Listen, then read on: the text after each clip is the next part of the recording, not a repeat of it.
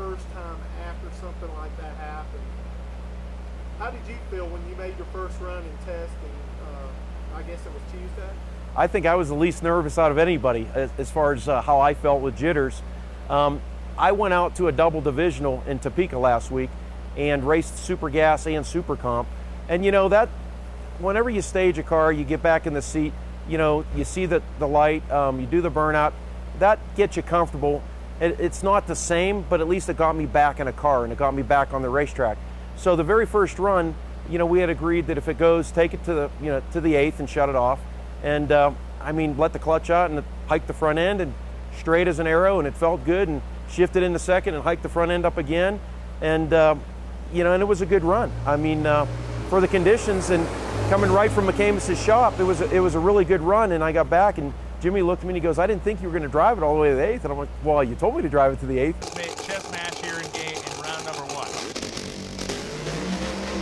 Identical reaction time, so the thousandth of a second of Matusek is sideways. The car rotates around. Steve makes front and rear contact with the wall. The parachute is out. The incident at Norwalk was really unfortunate. You know, like it's just a culmination of a lot of bad things that added together, and it created you know, the incident that we witnessed at the racetrack. First off, the track, the groove in the track was closer to the center line, so we moved the car further inside than we normally would. Then the car left and it went to the right, brought it off the center line, but then it started to fishtail the back end around a little bit, and that pointed the car back toward the center line. So at that point, it started to shake and I lifted, and I guess it just had so much momentum that it just brought the ass end of the car around. And at that point, I was going along for the ride. For a split second, I felt that maybe it wouldn't touch anything and it would just spin around and, you know, come out clean. But just when I got that thought in my head, it's like wham, you know, it hit the wall. And then I said a few cuss words to myself. Fortunately, there was no structural damage to the car.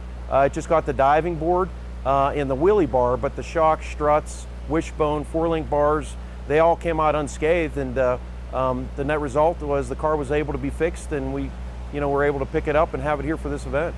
You know, at the point at which the car started to shake, I believe I was ahead of or even with Ricky. So losing that round was bad enough, but then, you know, thinking about how we were going to get a car back and fixed and ready for this event, that was a real challenge. Right after the mishap, Danny asked the question. He said, hey, look, we've got another car, a spare Camaro, back at the shop. We could either get that one or try to rush this one, you know, to get this one repaired and get it ready for Denver. And we made a decision to get this car ready because this is just a really, really good car. You know, they got it done and brought it out here, and the car has not missed a beat. I mean, it went straight on down the racetrack. Both times we tried a couple test hits, so it proved to be the right decision.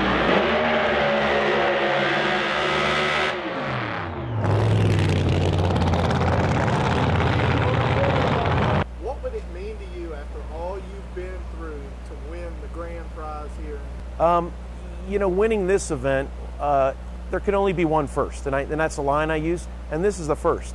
It's the inaugural.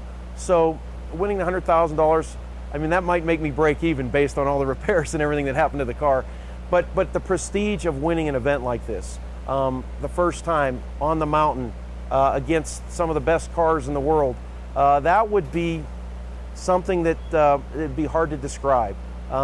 We would definitely have a nice big party here Saturday night. All geared up. Matusek, the last thing it in. Superchargers leaving a line. I don't know